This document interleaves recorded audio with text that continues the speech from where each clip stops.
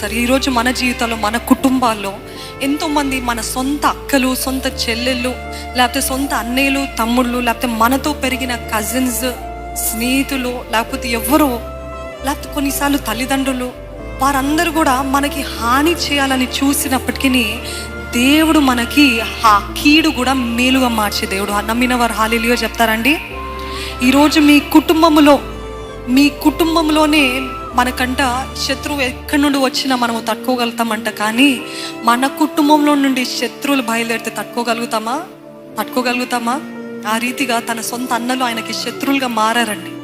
ఆ మారితే ఆయన ఆ చేదు, ఆ బిటర్నెస్, ఆ క్షమించలేని హృదయం పెట్టుకోలేదు.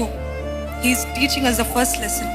No matter what your family does to you, మీ కుటుంబము, మీ కుటుంబస్తులు మీకు విరుద్ధంగా ఏది చేసినా, కీడు చేయాలని, హాని చేయాలని ఉద్దేశించిన, మాట్లాడిన, ప్రవర్తించిన, దేవుడు మీరు మౌనంగా ఉండి దేవుడికి అది అప్పచెప్తే అంట, దేవుడు అది మీ మేలుగా మార్చి మీ తలని పైకి ఎత్తుతాడండి. నమ్మిన వారు హల్లెలూయా చెప్తారా?